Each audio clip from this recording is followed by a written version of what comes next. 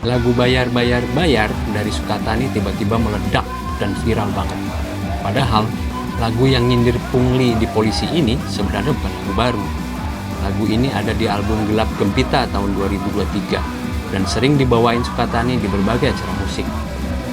Bayar Bayar Bayar mulai rame dibicarain Februari lalu gara-gara tiba-tiba muncul video permintaan maaf Sukatani ke Kapolri dan Polri. Banget ya? Banyak yang curiga Sukatani ditekan buat nurutin permintaan ini. Publik yang awalnya nggak tahu soal lagu ini langsung bereaksi.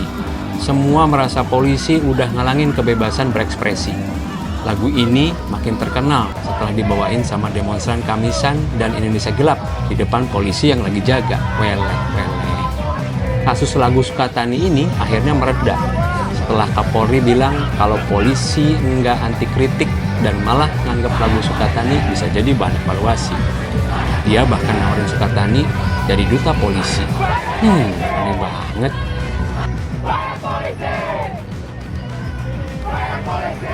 Menurut saya ya, yang namanya Sukatani itu sebenarnya nggak spesial banget. Kalau permasalahan orang protes udah ada, musik punk dia memang punk sekali gitu kan ya. Tapi mungkin ya memang dia tuh terlalu lugas saja pada saat dia membicarakan sesuatu sehingga orang jadi cepat nangkep.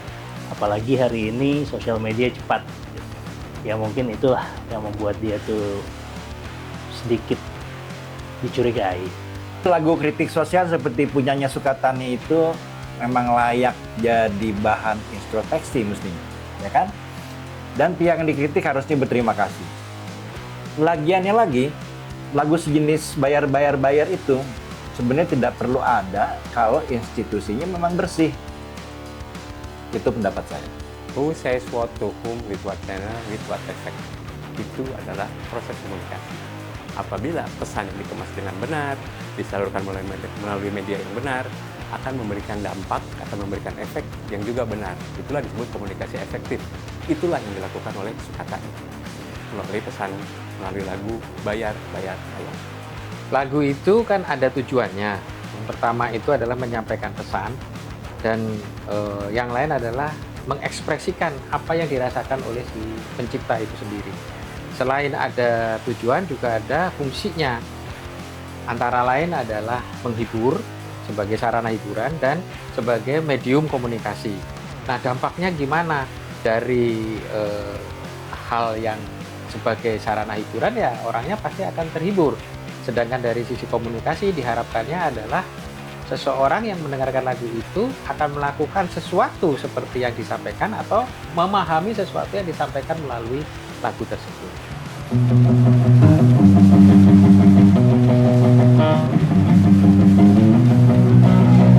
Gua sih masih penasaran pengen bahas Sukatani. Cuman kayaknya sih dari sisi yang lain lah. Ya walaupun kasus udah lewat lama sih ya. Cuman kayaknya sih masih asik sih buat dibahas. Nah, gua pengen nanya sama lu Bung Roy. Soalnya kan kalau lu kan jadi jurnalis sudah lama ya. Jurnalis musik, film gitu. Nah, menurut lu gimana?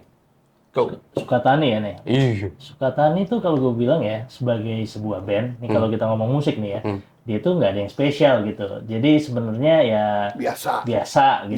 Biasa aja. Dan banyak juga band-band yang kayak gitu. Kalau dia itu kan band punk. Band punk kalau cara nyanyi teriak-teriak biasa itu biasa. Habis itu temponya cepet. Ya seperti itulah kan gitu kan ya, riffnya kasar seperti itu. Maksudnya bermusiknya biasa aja gitu? Secara musikal nggak ada yang istimewa gitu loh. Jadi maksudnya biasa. Yes. Nah, terus juga kalau di rekaman, ya mungkin karena dia DIY ya, itu kan raw banget rekamannya, ya keren lah istilahnya kalau di punk tuh punk banget. Tapi kalau dilihat, memang nih urusannya lebih di lirik nih. Spesialnya dia lebih di lirik. Karena liriknya dia tuh lugas banget. Gitu kan. Lugas tuh hampir semua band punk kan biasa menyuarakan kritik sosial dan segala macam. Tapi kalau si Sukatani itu dibandingin band punk yang lain yang lebih memilih jalan-jalan melintir, pakai metafor, itu lugas. Oke. Serunya dengan cara dia bercerita yang langsung lugas itu ada beberapa bagian yang memang singelong. Salah satunya chorusnya kan gitu kan, atau bayar-bayarnya itu juga kuat. Bayar polisi. Nah, itu kuat tuh.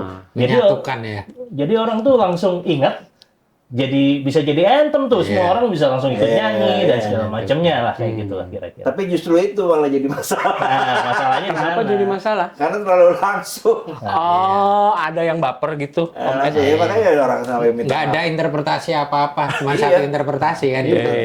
Jadi langsung Meskipun kalau mau ini ya, liriknya itu sebenarnya bayar polisi emang bayar urusan. Oh iya benar juga ya. Mau bikin SIM 150. memang ada tarifnya kan gitu kan. Emang ada tarif resmi, memang bayar. Benar, bayar. Kalau mau ngurus ini ada kan gitu. Tapi memang karena langsung itu orang tuh jadi lebih mudah kesinggung kali ya gitu. Namanya juga Iya, institusi atau kalau di yang lebih luas lagi kan rezim lah ya, pemerintahan gitu kan. Ya sebenarnya sih kalau mau bikin ngelarang-larang gitu atau melakukan proses penekanan terhadap musisi yang kayak si Sukatani itu, menurut gue sih ya kegiatannya kontraproduktif karena ngapain gitu kan, kebebasan orang berekspresinya ditahan dan segala iya macam. sih. Tapi emang wajar juga sih dari satu sisi, kalau dari sisi pemerintahan kan ya ini tergantung sih. Kalau yang bikin intimidasi ke musisi kan lebih lebih tergantung gaya pemerintahannya. Karena sebenarnya krisis sosial itu kan udah lama. Iya, udah Kalau lama. kita lihat kan dari zaman dulu Hari Rusli, Iya, habis itu Iwan Fals juga banyak kan.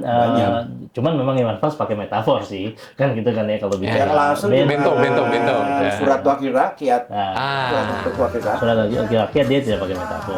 Udah itu dosanya 2 tuh Surat Wakil Rakyat. Udah langsung ngomongnya gitu, wakil rakyat baiknya merakyat gitu kan. Tidak tidur. Jangan tidur. Tidur wakil sidang suara rakyat kan itu. Yang kedua dalam irama genjer-genjer. Itu. Tapi genjer-genjer itu sebetulnya kritik sosial loh. Tapi waktu itu ke penjajahan Kritik Jepang. sosial lagu Madura itu. Tapi kan sekarang eranya nggak kayak dulu. Iya, masalahnya itu. Anak-anak sekarang kan ya memang iya sih. terbuka dan lugas. Iya. Ngomongnya kan kayak gitu, Iya, udah nggak iya, pakai tedeng aling-aling. Nah ngapain kayak Iya. gitu dipikirin susah. Kalau memang enggak kan ya enggak aja. Tapi kan ya ya itu ekspresi. Kalau dari proses komunikasi bagus dong, yang lugas-lugas gitu kan. Artinya penyampaian Ya, pesannya. ekspresi itu mau bentuknya kayak apa selama pertanyaannya itu dia melanggar hukumnya di mana? Nggak ada. Kan gitu kan. nggak Selama ada. dia tidak melanggar hukum, nggak melanggar etika, ya kan? Nggak ada. Kan nggak ada masalah gitu. Kayak siapa itu Roy, si SID ya? Oh, Superman is Dead. SID dia menyuarakan tentang lingkungan ya, Iya. segala macam kan. Ya udah ya nggak apa-apa. Emang kenapa? Yang dilanggar Nggak masalah. apanya? Ya, sebenarnya kan Ya kan? semuanya itu kan lebih ke pesan. Gitu ya. Iya. Nah, pesannya tuh akhirnya akan disampaikan melalui medium lagu ini kan gitu. Nah, Ya lagu kritik sosial kan seringnya kan nyorotin ketidakadilan, korupsi segala macam. Nah masalahnya emang pada gaya-gaya rezim pemerintahannya mau kayak gimana, yang otoriter pasti iya. selalu dengan alasan wah ini bahaya dan akan mengganggu stabilitas politik dan segala macam gitu kan. Itu yang selalu di nomor satuin, terutama misalnya zamannya rezim Orba gitu. Ya itu stabilitas politik pasti. Cuman kalau misalnya hari ini teknologi Hari ini nggak bisa. teknologinya itu nggak kayak sekarang, mungkin yang lagu ini juga nggak akan nyampe kemana-mana, juga nggak diapa-apain kali. Enggak, Iya ini kan? Sukatani ini kan 2023 ya. 2023. Iya. Gelap gempita. Gelap gempita. Makanya sampai 2025 baru jadi masalah. Kan pasti ada ininya, ini lagi situasi politiknya kayak gimana.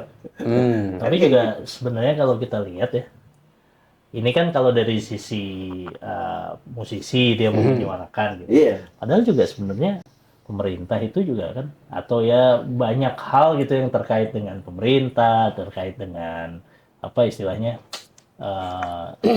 membangun nasionalisme itu juga kan Iya. sebenarnya Iya bisa. bisa juga dengan lagu kan gitu. Iya.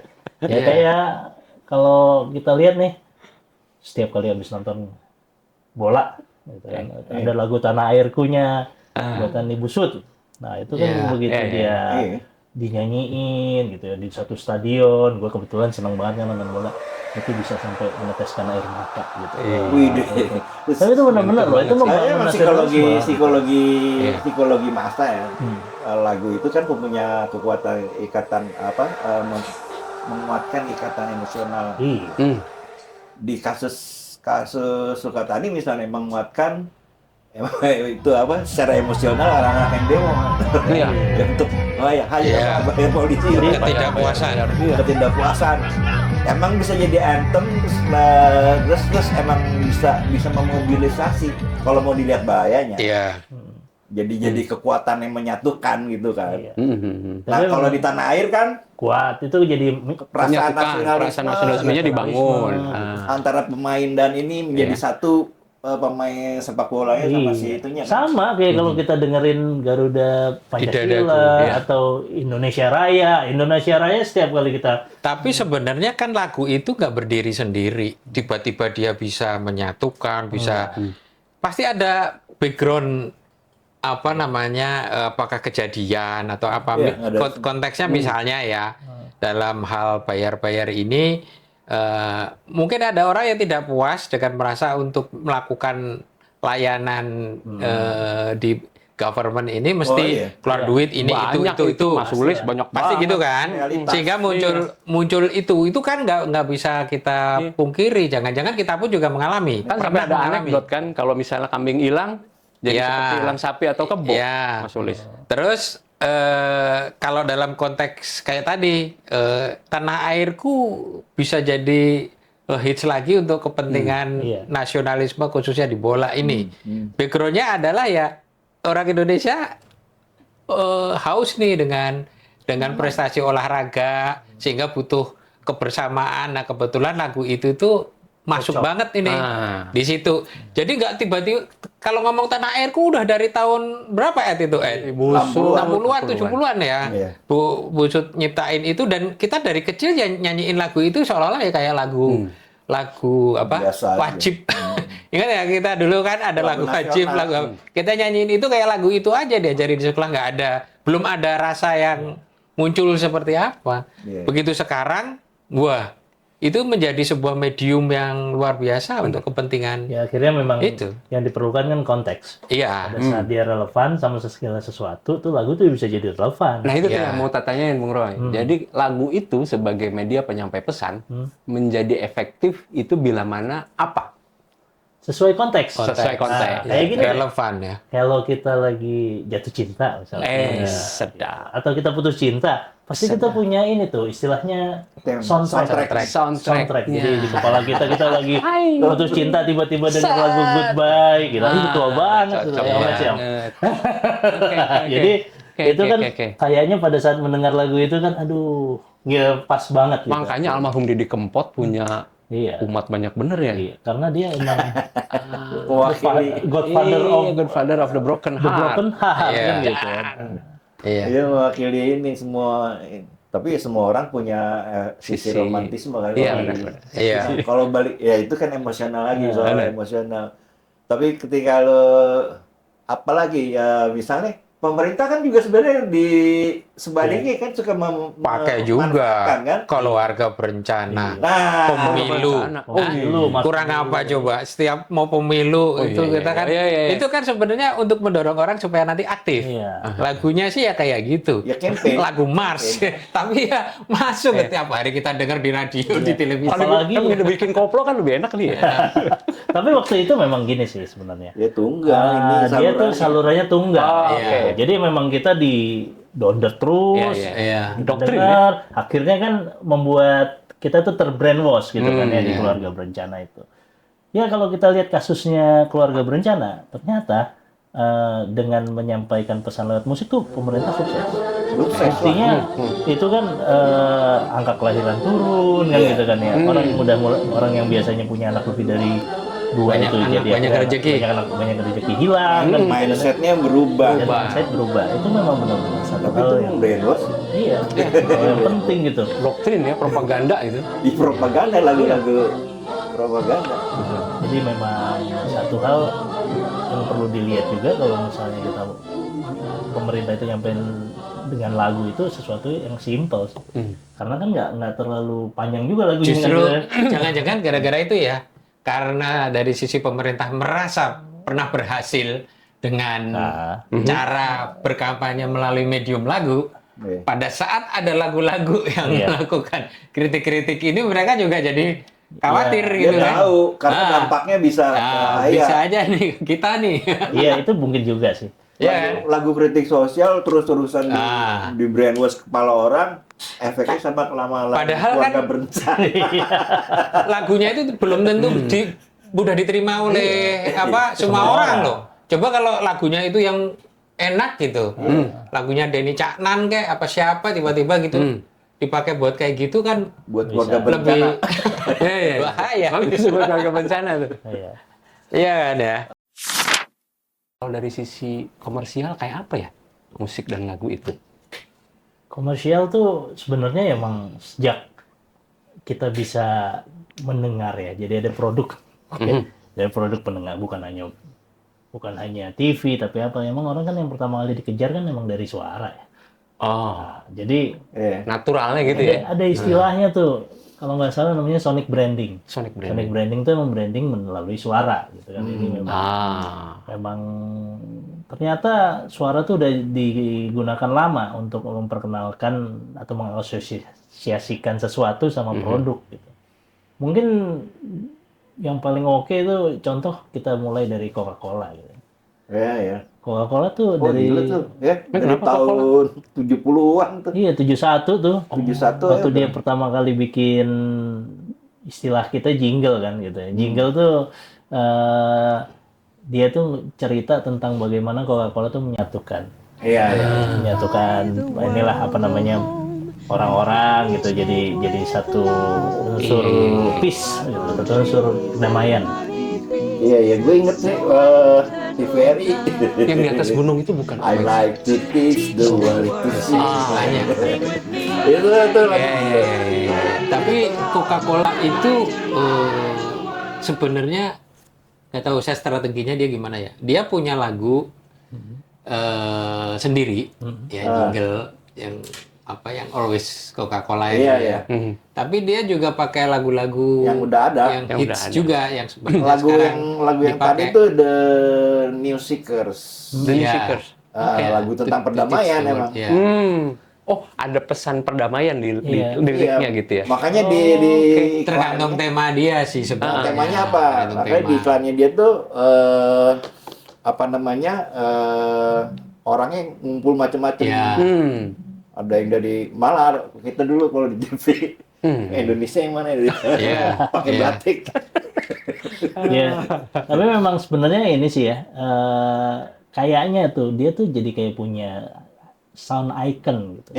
Always Coca-Cola. Itu tuh biasanya itu diselipkan. Meskipun kan dia kan Coca-Cola kan berusahanya relevan terus ya Mas.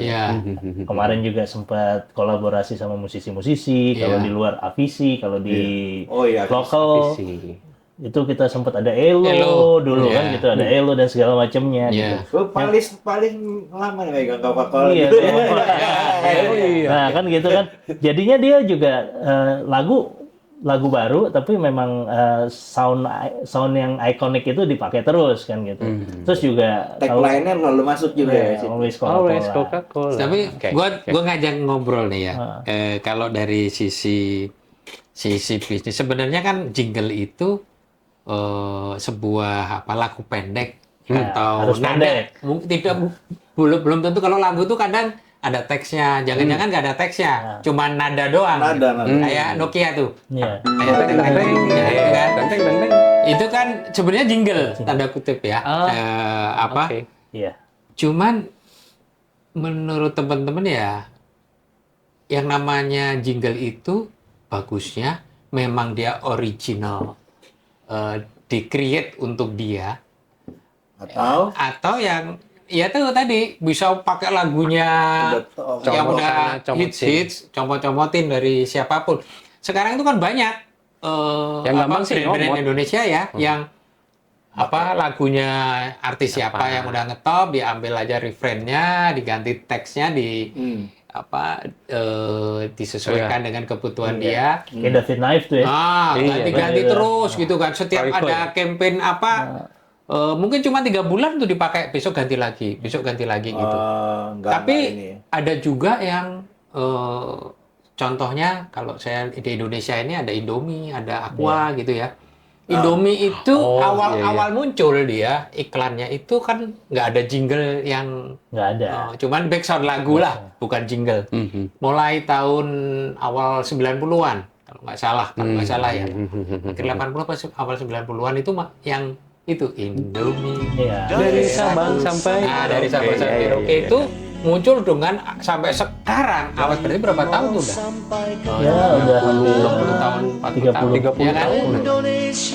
Itu bisa diaransemen dengan berbagai macam situasi kampanyenya ya kan, mau lebaran, mau tahun baru, mau tema daerah gitu kan ya. Itu luar biasa banget dan rasanya kok itu nempel ya. Dia kan dia tagline kan sebenarnya Indomie seleraku itu tagline-nya. Ya kalau yang tadi itu yang mau istilahnya mau di brainwash kok. Iya. tadi kita lihat ya, katanya Mas Rudi kan mendingan pakai yang mana nih? Yang udah ada atau memang kita bikin baru. sendiri gitu kan ya dengan Kayaknya sih enak nyomot deh, Sonic. Iya. Ya sebenarnya sih kalau mau long lasting gitu ya, harusnya kan itu memang harus terasosiasi sama sebuah brand. Kayak misalnya kita dengerin Walls Keliling kan, dia kan itu udah kedengeran. Mungkin ini ya tergantung tujuannya ya. Iya. Kalau sebenarnya kan tujuannya kan satu ada kesadaran merek. Iya. Kalau untuk awareness itu mestinya menurut saya sih bikinan sendiri. Iya. Karena itu kan harus diulang-ulang terus sampai akhirnya orang kalau dengar lagu itu ya otomatis itu gitu kan, berasosiasi dengan produk itu. Tapi kalau untuk kepentingan mendorong penjualan jangka pendek Bisa. ya kan. Bisa comot-comot tuh ya. Yang saat ini aja. Kenapa? Orang-orang kan mungkin tidak banyak menyerap banyak menyerap justru karena saking banyaknya informasi. Sehingga mana-mana yang top of mind aja yang diambil. Lagu ini lagi top of mind, diambil. Kalau jingle tahu bulat itu jangka panjang, jangka pendek. Itu dua-duanya luar biasa. Dia nggak masuk. Dia bukan jingle itu. Tapi kan apa tadi istilah lu Sonic apa? Sonic branding. Sonic branding. Nah itu masuk. Tahu bulat brand tau nggak? Tapi dia bukan termasuk ini ya, bukan termasuk jingle. Bukan jingle ya. Tapi mungkin menariknya gini ya. Apa tuh? Kalau tadi ya memang jangka pendek, memang orang tuh kan harus bersaing sama banyak sekali suara. Iya. Dengan menggunakan sesuatu yang lagi populer hari ini atau yang konteksnya sudah dikenal sama banyak orang, mungkin itu jadi efektif. Nah, tapi kalau misalnya untuk jangka panjang, ya kan gitu ya, itu mungkin nggak ini ya, nggak jadi sesuatu yang kalah lah dibandingkan dengan yang cuman strategik. Karena kan dia short. panjang itu kan dia membangun identitas itunya kan. Iya, justru itu kalau memang kalau dia pakai lagu nyamot dari band atau musik yang sudah ada, lagu yang sudah ada, maka asosiasinya ke musisi itu. Iya, benar. Iya. Kira-kira kan kayak gitu ya. Ya sehingga kalau gue balik lagi dia jadi lo sebenarnya lagu itu purposing-nya mau apa gitu. Purposing lalu sama lah kayak di ini kalau udah yang di ilmu komunikasi. Pada akhirnya dampak yang lu harapkan apa? Gitu. Feedback yang diharapkan apa? Feedback dan dampak kan. Kalau misalnya lagu kampanye ada orang jadi gitu dulu ya. kan gitu. Iya. Kalau lagu di ini ada orang yang beli. Itu bener nggak sih banyak orang yang beli, penjualannya naik gimana? Langsung apa enggak? Ya susah ya, pasti diukur benar ya. Gitu. Tapi paling tidak kalau jualan itu laku nggak laku itu kan tidak tergantung pada satu variabel. Ya kan? Ada variabel produknya, ada variabel harganya dan seterusnya. Nah, tetapi paling tidak kesadaran atas merek itu, ya kan, awareness-nya itu tuh dapat, ya kan. Pada saat terjadi interaksi setelah ada awareness itu, nah itu mungkin nempelnya itu akan lebih top of mind-nya kenceng gitu kan. Membangun awareness terhadap brand itu lebih kuat gitu. Dan menurut saya sih jenis lagu pun akan mempengaruhi persepsi konsumen terhadap produk itu. Misalnya kalau pernah nggak dengar iklan-iklan yang lagunya agak megah gitu ya? Biasanya properti, ya kan? Punyanya Agung Podomoro, punyanya Alam Sutra. Itu kan kayak lagunya pegang pakai orkestra gitu. Itu kan menggambarkan kemegahan produknya juga yang dia jual gitu kan. Tapi kalau misalnya produknya itu lagunya misalnya dangdut atau apa, itu kan menunjukkan produknya, segmennya ya di lebih mana gitu di segmen itu, ya kan.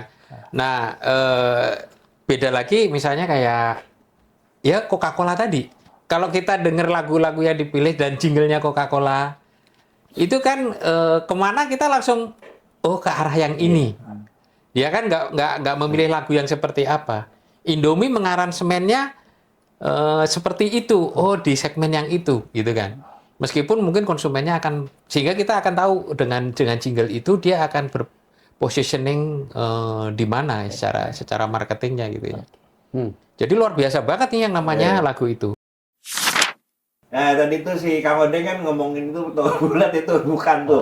Ya, kita bukan jingle. Bukan jingle ya. Itu. Ya kan? Suara ronda. Sejenis tukang bakso lah. Suara tok bakso. Tukang bakso, tukang ronda gitu tuh. Nah, kalau yang paling rusak di rumah Pak Alis tuh itu tukang nyampe secengan itu tuh. Oh iya. Pempek Bu ya. Dia khas tuh. Tapi sebenarnya kalau secara bisnis, even itu sebuah nada, itu bisa dikategorikan jingle. Ya nada kalau ada Nada. nadanya. Kan ada nadanya itu. Gimana tahu bulat Kang Odeng? Oh, udah cuma ngomong doang. 500 Ada lagunya dia. Ada lagunya. Awalnya malah pakai nada Sunda itu kan? Iya. Iya kan? Ada itunya Sunda gitu. Iya, ada. Iya. 500-an digoreng dadakan. Termasuk gini, kalau kita dok-dok jualan mie dok-dok sama mie tek-tek, suaranya kan lain. Makanya kita nyebutnya apa? Mie tek-tek. Itu berarti kan yang dipukul wajahnya. Sound ID. Kalau mie dok-dok dia pakai kentongan. Itu masuk kategori jingle atau bukan tuh? Enggak. Sebenarnya ya Kalau gua bukan. bilang bukan. Tapi sebenarnya kalau kita Ya ngomong itu. secara teori, ya kan, sepanjang itu ada yang namanya nada yang itu dan itu konsisten sama, ya itu ya jingle sebenarnya. Aqua aja, teng teng teng teng. Ada itunya nggak? Teksnya nggak? Nggak ada. Ya, lebih bagaimana membrand melalui suara. Ya tadi yang istilah kita bilang tuh sonic branding. Sonic branding. Ya udahlah, nih kita udah. Tapi luar biasa ya. Lagu itu ternyata menjadi medium yang sebenarnya bisa diterima secara universal di semua kalangan, yang bisa kita pilah-pilah melalui jenis lagu itu ya, dan bisa dirancang ya kan, maksud dan tujuannya gitu kan, dan apa efek yang diharapkan. Medium yang luar biasa ternyata. Ya kan komunikasi gitu ya. Lu mau setup pengen apa, lewat mana, impact yang lu harapin apa kan gitu. Who says what to whom with what effect. Iya. Oke. Oke, udah mau maghrib nih kayaknya. Udah mau maghrib ya? Iya, udah ya. Oke. Udah ya. Kayaknya itu udah panjang juga habis ngomongin ini, ya udah nggak ada konklusi apa-apa deh. Ya nggak usah lah. Nggak usah ya, Nggak usah. Kayaknya kita tadi ngomong udah jelas kan. Konklusinya itu cuma satu. Iya. Lagu itu luar biasa impact-nya. Iya. Ya udah lumayan panjang dan cukup jelas. Cukup jelas. Karena kita ngomong di Bicara jelas. Itu yang penting. Bicara jelas.